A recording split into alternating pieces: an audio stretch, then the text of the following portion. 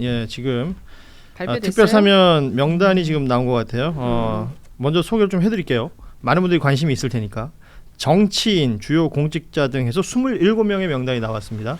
정성호 법무부 장관이 브리핑이 시작됐기 때문에 좀 소개를 해드리면, 먼저 잔형에 대한 집행 면제 및 복권, 여기에 대한 이름은 조국 전 대표가 있고요. 그리고 홍문종 전 의원, 그리고 정찬민 전 의원, 이 두 인물은 아시다시피 송원석 원내대표 그 휴대전화 찍혔을 때 이름 거론됐던 두 인물입니다. 그리고 백원우 전 민정비서관, 그리고 허영재 전 국회의원, 형현기 전 대통령실 행정관, 이렇게 형 집행 면제 및 복권 이 인원 소개를 해드렸고, 그 다음에 주요하게 언론에 이름 거론됐던 인물들 제가 먼저 좀 보자면, 윤미향 전 의원, 최강욱 전 의원, 그리고 조희연 전 서울시 교육감 등이, 그리고 정경심 전 동양대 교수 형 선고 실효 및 복권이 되었다는 부분 확인해 드리고요. 그 외에도 뭐 심학봉, 윤건영, 은수미 의원 등이 복권이 됐다라는 내용까지,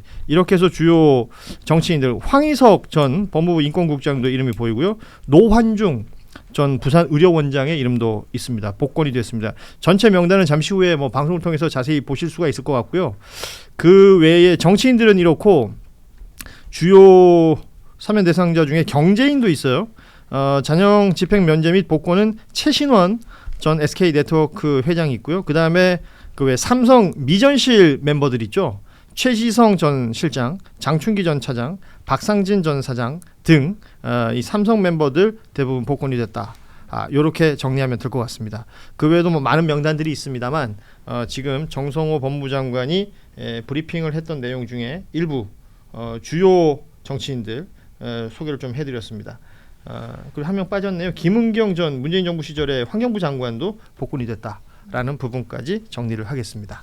자세한 내용은 브리핑이 다 끝난 이후에 각종 포털에 확인이 가능할 겁니다. 예. 조금 유감을 좀 표하고 싶은 것은 사면 관련해서 그 국민통합을 동력으로 삼아서 내란 위기를 극복하기 위하여 국정수행 과정에서 잘못으로 처벌받았으나 장기간 공직자로서 국가와 사회를 위하여 헌신한 주요 공직자들을 비롯한 여야 정치인 등을 사면함으로써 통합과 화합의 전기를 마련하겠다라는 건데요. 사실 홍문종, 정찬민, 그리고 그 심학봉, 뭐 이런 사람들은 사실 좀 심한 부정부패 사범들이거든요. 그렇죠. 예, 그리고 이 성폭력 사건도 포함이 돼 있어요. 네. 근데 이런 사람들을 통합과 화합의 전기를 마련하는 차원, 물론 여야 균형을 맞추는 차원에서 필요하다라는 얘기를 정치권에서는 하고 있지만, 그 지난 겨울 응원봉을 들어서 민주주의를 외쳤던 빛의 혁명 당사자인 우리 청년들이 과연 이런 부정부패 사범들에 대한 것을 어떻게 납득하고 받아들일지. 그 말씀하신 대로 이제 지금 이 명단들이 유감이다라고 얘기해 주셨는데, 송원석 원내대표가 강훈식 비서실장이랑 주고받았던 메시지에 등장했던 인물입니다. 그렇다면 사전에 무언가 조율이 되어가는 과정이 있었을 거다라는 추론이 가능할 것 같은데, 그 세 명의 전직 의원들 이름은 이번 사면 명단에 이름이 다 올라 있습니다. 심학봉, 정찬민, 홍문종 등 이름이 다 올라 있고, 그 외에 관심을 많이 끌었던 조국 전 장관, 그리고 윤미향 전 의원, 최강욱 전 의원, 조희연 서울시 교육감 전, 그리고 정경심 교수 등의 이름도 있고요. 은수미, 윤건영, 그리고 김은경 전 환경부 장관 등등 또 있습니다. 그리고 문형표 전 보건복지부 장관도 이름이 있어요. 있기는. 따지고 보면 지금 뭐 여야 할 것 없이 여러 명의 이름이 보이기 때문에 뭐 각각 이름 하나하나마다 평가는 또 다 다를 수 있겠죠. 그렇지만 세간의 관심사 중에 조국 전 장관, 조국 전 대표에 대한 관심이 워낙에 뜨거웠기 때문에 세 분께 요 말씀만 좀 여쭤보고 싶어요. 이렇게 특별 사면이 돼서 나오면 복권까지 된 거기 때문에 향후 이제 선거 출마가 가능해지잖아요. 네. 벌써부터 뭐 내년 지방선거를 얘기하는 곳도 있고, 혹시 조국혁신당 쪽에 뭐 들으신 얘기 있으세요? 조국혁신당에서는 그 얘기하는 걸 굉장히 불편해해요. 불편해한다. 사실 이제 민주당 쪽에서 그 얘기가 많이 나오는 건데요. 민주당 쪽에서는 그 부산시장 출마보다는 서울시장 출마 가능성에 무게를 두고 민주당과 조국혁신당이 별반 차이가 크게 나는 정당은 아니므로 예. 합당을 해서 내부 경선을 통해서 서울시장 후보로 출마하는 게 어떻겠냐라는 제안 또는 조언을 하는 그룹들이 있고 관련해서 조국혁신당은 어쨌든 대표가 다시 그 출소를 하게 되면 당을 추스르고 그렇죠. 예. 어떤 방향으로 어떻게 이 당의 비전을 가져갈 것인지 비전 논의를 한 끝 후에 그 다음에 뭐 정치 노선 또는 비전 방향을 정해야지 뭐 그냥 그렇게 후루룩 할 일은 아니다라는 거예요. 그래서 조국혁신당에서는 말을 굉장히 꺼리고 반대로 민주당은 좀 적극적으로 논의해보자라는 태도인 것 같습니다. 지금 그런 상황이고 최혜정 국장께서는 뭐 앞서 굉장히 원론적인 얘기를 해주셨지만 이제 명단이 나왔잖아요. 그러니까 어차피 이제 내년 선거가 있잖아요. 지방선거. 그러니까 정당은 당연히 선거에 그런 주요한 정치적인 판이 열리면 예. 어떤 식으로든 뭐 그러니까 활동을 할 수밖에 없죠. 그리고 조국혁신당의 어쨌든 중심인 조국 전 대표가 이제 복귀를 한 거니까 이제 조국 대표가 되겠죠. 나중에 이제 다시 복귀를 할 테니까 그러면 이제 조국혁신당의 그 향방은 그러니까 그리고 그 정치적인 그 앞으로의 그 나아갈 바는 사실 조국 대표가 어떤 식으로 그 입지를 다지느냐와 굉장히 직결돼 있고요. 큰 선거가 벌어지면 또 큰 역할을 해야 되는 또 책임도 있습니다. 그래서 지금 계속 얘기가 나오는 게 뭐 서울시장이나 부산시장 아니면 예. 또 국회의원 재보궐도 열리니까 그렇게 해서 또 나올 수도 있고 뭐 정치적 체급을 어떤 식으로든 키워야 될 거고요. 다만 이제 민주당과의 그런 관계 그런 것들이 어떤 식으로 또 전개될지 그런 것도 좀 지켜봐야 될 것이고 사실 민주당 입장에선 좀 경계를 할 수 있죠. 또 호남 지지세가 워낙 있잖아요. 그 조국혁신당에 대한 그런 것도 여러 가지 감안하면 또 지방선거 앞두고 좀 이런저러한 좀 논의들이 많이 이루어질 것 같아요. 그렇군요. 예. 지금 보니까 이번 특별사면 전체 인원이요. 83만 6,687명. 예. 이 인원이 지금 8.15 특별사면 명단에 이름을 올린 인물들입니다. 뭐 그러니까 대부분의 이 특별사면, 특히 8.15 특별사면이 가지는 취지가 통합이라는 취지가 있겠습니다만 이번에도 역시나 통합을 강조하고 있고 국민주권정부는 80주년 광복절을 맞이해서 특별사면 감형, 복권 등을 실시함에 있어서 이 통합의 의지를 다지고자 한다라는 메시지입니다. 국민 대화합과 통합의 메시지를 내고 있는 내용까지 지금 실시간으로 저희가 전해드리고요. 우리 최정 부국장께서 일정 때문에 또 자리를 비우셔야 돼서 원래는 이제 조용히 나가기로 하셨는데 갑자기 사라진 것도 이상하잖아요. 네, 여기서 인사를 나누고 남아있는 뉴스 이야기 좀 더 나눠보도록 하겠습니다. 조심히 들어가십시오. 고맙습니다. 자, 저희가 뭐 뉴스 준비한 건 많습니다만 한겨레에서 이거 특종한 내용 이것 좀 알아보겠습니다. 신의 한수, 예, 신혜식 대표. 많은 분들이 소위 말해서 이제 보수 유튜버, 극우 유튜버 그러면 떠올리는 대표 인물 중에 한 명 아니겠어요? 이 인물이 한겨레 기자와의 취재 과정에서 내놓은 이야기, 이 문자 메시지가 큰 파장을 일으키고 있습니다. 그러니까 한겨레 기자가 이게 요 내용부터 좀 알려드릴게요. 지난 6일에 사실은 그 전광훈 씨 관련해서 압수수색 취재하라 그래가지고 취재하러 뭐 여기저기 연락을 하는 과정에 신혜식 대표하고 접촉을 했다 그래요.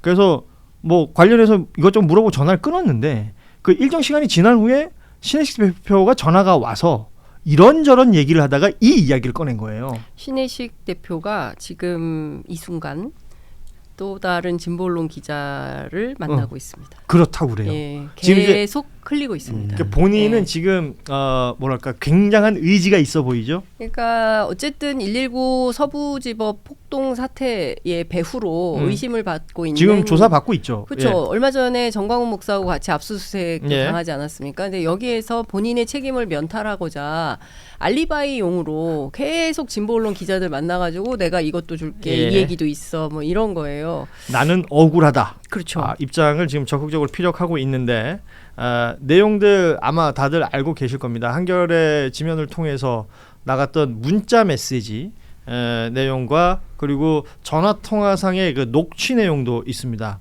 일단은 문자 메시지는 지면을 통해서 많이 보셨을 텐데 지금도 저희가 화면에 띄워놨죠.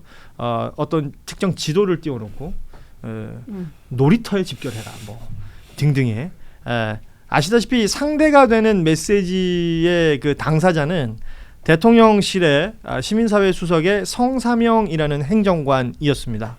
이 행정관과 저런 이야기를 소위 말하는 그 체포영장 집행 실패 이후 나누었다는 것인데 그 중에 목소리가 직접 등장하는 녹취가 있어서요. 이 내용을 좀 듣고 관련 이야기 나눠보도록 하겠습니다. 여보세요? 제가 한번 다시 말씀드리는데 예, 저번에는 예. 산을 넘어가는 팀이 있으니까 민노총이 예, 거기를 예. 막아라고 그러고 길을 다 확인했는데도 거기 분명히 예. 차 한 대만 놓을 수 있는데도 불구하고 1,000명을 보내라고 그러고 언제 들어오는지도 모르는데 왔다 갔다 하라고 그러고 아니 아이고, 도대체 뭔 작전을 세우는 거예요? 아니면 우리 나를 약 올리려고 하는 거예요? 아, 나를 뭐 똘마니 두고 아닙니다, 얘기하려고 아닙니다. 그러는 거예요? 아닙니다. 전혀 그렇지 않습니다. 죄송합니다. 그런 건 아니고요. 그런 아니 건 지금 뭐 아닙니다. 예, 신경 쓰고 다 하고 있는데 예, 지금 예, 예. 정확하게 무슨 정보를 알려주는 것도 아니면서 예, 예. 예? 이 위기 상황에 지금 뭐 시민단체 예전처럼 뭐 똘마니로 두고 뭐 부려먹으려고 그러는 거예요? 아이고 대표님 전혀 평상시에 저 아는 척 예, 해봤어요? 죄송합니다. 예. 대통령실에 있는 비서관들이라고 다 X면서 진짜 죄송합니다. 예. 위기 상황 되니까 누가 도와주고 있는데 거기 여기다 대고 이래라 저래라 하는 거야? 죄송합니다. 도와주는 찾아다니면서 얘기해야지. 그런 설명 모아서 박으세요. 산에 박든지 어디다 박든지. 죄송합니다. 그건 예. 앞으로 전화할 때 조심하세요. 필요한 것만 얘기하라고. 알겠습니다, 대표님. 예. 전화 내용만 봐가지고는 어디가 대통령실인지 잘 모르겠어요. 그 대통령실 행정관은 계속해서 죄송합니다, 대표님 죄송합니다라고 얘기하고 있고 신현식 대표는 굉장히 화를 내고 있습니다. 그러니까 지난번에 뭐 민주노총이 산을 넘을 수 있으니 거기를 막으라고 하더니 차 한 대 놓을 수 있는 공간에 뭐 지지자 1,000명 보내라고 하고 언제 들어올지도 모르는데 왔다 갔다 하라고 그러고 그 주요 내용 중에 저는 이게 딱 들었어요. 우리를 무슨 똘마니로 두고 부려먹으려고 하는 거냐. 굉장히 강력하게 불만을 토로합니다. 그랬더니 이 성삼영이라는 행정관은 연신 죄송하다라는 얘기를 하고 있는데 일단 이 일련의 보도들을 쭉 보셨을 텐데 장윤선 기자는 어떤 감정을 느끼셨습니까? 왜 예전에 용팔이 정치 깡패 기억하십니까? 예, 이제 그게 이제 뉴 버전인 뉴 거죠. 버전? 그리고 우리 다 기억하잖아요. 지난 겨울에 그들이 특히 신혜식 씨가 빨간 잠바 입고 그렇죠. 정광훈 예. 목사랑 같이 태극기 성조기 꽂고 무슨 주장을 했는지 예. 한남동 관저 앞에서 집회를 하면서 그가 무슨 무도한 발언들을 했는지 전 국민이 다 기억을 하고 있는데 마치 본인은 책임이 없는 것처럼 나는 공익제보자야라고 공익제보 코스프레를 하고 있는 거죠. 공익제보자. 예. 그런데 누가 이 사람을 공익제보자라고 생각을 하겠습니까? 예, 만약에 지금 상황이 국민들이 이렇게 비상계엄을 막아내고 내란을 극복하는 과정에 있지 않았다고 한다면 이 사람 지금 어디 있겠어요? 끊임없이 지금 윤 어게인 하면서 돌아다니고 네. 있지 않겠습니까? 그러니까 본인의 지위가 흔들리니까 최소한 감옥은 가지 말아야겠다라는 판단 속에서 저는 진보 언론 기자들을 활용하고 있다라는 생각이 좀 들어서 한편으로는 굉장히 불쾌합니다. 예.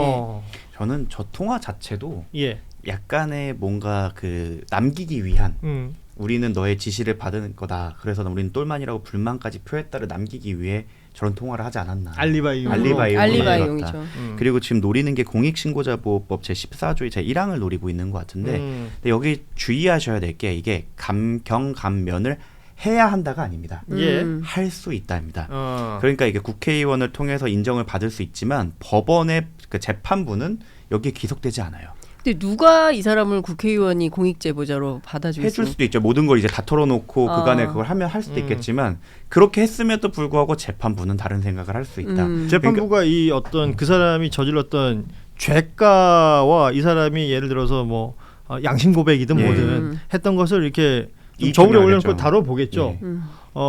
그런데 지금 벌인 일 자체가 어마어마해요. 이런 정도의 어떤 내부 사정을 전하는 것으로 극복할 수 있을 정도의 양일까? 저는 그 생각이 일단 들어요. 하지만 감경도 될 수 있습니다. 이게 감경. 9년 사는 거랑 8년 사는 것도 굉장히 큰 차이기 때문에 이제 감경을 위해서도 활동을 하려면 이 정도로는 부족할 겁니다. 아마 말씀하신 대로 워낙 벌인 일이 크고 그간의 행적이 좀 악질적이었기 때문에 그렇다 만약 진짜 이걸 원하신다고 하면 진짜 공익제보자처럼 모든 걸 다 털어놓으셔야 이제 될까 말까 할 거라서. 그러면은 정광훈 목사하고 음. 모의했던 여러 가지 그렇죠. 내용들을 다 폭로를 해야 될 것이고 그 과정에서 본인이 무슨 받았던 어떤 뭐 그런 혜택이나 이런 것들도 그렇겠죠. 다 네. 여과 없이 털어놔야 될 것이고 지금 털어놓은 게 저 지금 화면에 사진 좀 띄워주실래요? 선물 세트 정도 지금 풀어놨거든. 저 정도로는 저거 딜이 안 가지고는- 되죠. 저 가지고는 지금 얘기가 안 될 것 같아요. 네. 저게 저게 뭐예요 저게? 구속영장 심사가 1월 18일이었는데 네. 17일 하루 전날 대통령실에서 저 선물 세트를 소위 말하는 그 우파 단체에 줬다는 거예요. 그러면서 벽시계는 최대 25개 있고 뭐 나머지 뭐 손세정자나 손수건 이런 거 한 50개 있는데 드릴까요? 원하시면 드릴게요. 뭐 이런 얘기를 했다는 거예요. 아이고, 짜치긴 참. 하네요. 난 저 보면서 야 너무 싸게 쓰는 거 아니냐. 그 생각이 그때 들었어요. 밖에 나가서 되게 나름 힘들었을 텐데. 추위가 엄청 예, 엄청 났었잖아요. 추웠잖아요. 엄청 네. 추웠어요. 아무튼 뭐 그런데 저는 또 한편으로 생각해 보면 이 신혜식이라는 개인도 개인이지만 이 거대한 흐름을 본인이 지금 버틸 수 없다고 생각한 거 아니겠어요? 판을 읽은 거죠 나름. 예. 예. 그러니까 최소한 좀 형이라도 적게 받자 아니면 네. 뭐 좀 처벌이라도 좀 적게 받자라는 취지로 이런 일을 벌이고 있는 것 같다. 신혜식 씨는 노무현 정부 때도 그때도 이제 뉴라이트 계열의 보수 단체로 활동하면서 필요할 때 이렇게 표변해서 진보 언론들하고 접촉해가지고 많이 했던 사람이에요. 예, 그래서 저는 이분의 노하우 뭐 이런 것도 일부 알긴 하는데 그 지금 타이밍을 보고 있었겠죠? 예, 아니, 그러니까 뭐 이런 감옥까지 않으려고 애쓰는 겁니다. 저는 뭐 진보 언론 쪽에서는 충분히 그걸 활용해야 된다. 그리고 특검 수사에 도움이 될 수 있는 방향을 뽑아 먹을 만큼 뽑아 먹어야 된다. 어차피 판단은 재판부가 한다. 그러니까 활용이라고 얘기해 주셨는데 저는 주목하는 부분이 대통령실입니다. 성사명이라는 행정관의 개인 일탈인 것처럼 대통령실은 성사명 씨가 다른 이유로 뭐 물론 또 글 올려가지고 이게 뭐 나중에 이제 사표 처리되잖아요. 네. 이때가 이제 탄핵 심판 하루 전이었던 1월 20일이었고요. 뭐 여러 문자 메시지들 부적절한 거 올렸던 게 소위 말하는 윤사랑과 우리 건이라는 그 사이트에 올라와가지고 논란이 됐었고 바로 사직서 내고 그날 소위 말해서 잘렸어요. 네. 근데 생각해 보세요. 그 탄핵 심판 중이고 굉장히 바쁘고 뭐 예민하게 돌아가던 그 시기에 행정관이 자기가 뭐 어린이 그 놀이터에 모여라 뭐 이런 얘기를 했을까? 뭐 애봉산 넘어가면 바로 뚫린다 이런 무슨 작전 지시하듯이 이러면 대통령실을 조사하고 수사해야 된다. 당시에 뭐 시민사회 수석실 소속이니까 정광삼 수석 혹은 정진석 비서실장 네. 다 불러봐야 되는 거 아니겠어요? 그렇죠. 네. 당연히 그렇게. 근데 이것은 당시에 최소한 뭐 거짓말이잖아요. 민주노총이 무슨 뭐 뭐 그러니까요. 한남동의 관절을 침탈하려고 한다거나 이런 것은 일종의 지지자들에게 위기감을 분위기 잡는 거죠. 네. 조성해서 니네들이 도와주지 않으면 안 돼라는 일종의 역할론을 부여하기 위한 발언이었을 거라고 생각을 하고 그와 관련해서도 성사명 행정관이 책임을 져야 될 일이 있으면 당연히 책임을 져야 예. 되는 것이고 그러나 누군가의 지시 없이 행정관이 움직였겠습니까? 말씀 주신 대로 수석 또는 비서실장 단위에서 이렇게 좀 해봐라는 지시를 받고 움직였다면 그 윗선도 당연히 수사를 해야 되겠죠. 예. 또 제소의 딜레마가 발생을 하는 거죠. 그 서로가 이제 또 네. 맞춰보는 모두가 거지. 공익 제보자가 되고 싶어하는 상황을 만들어주는 게 사실 제일 좋은 거고 실제로 그런 판이 깔렸고 특검과 이제 진보 쪽 언론은 이런 상황을 10분 이용해서 진실을 밝혀나가는 과정을 밟으면 됩니다.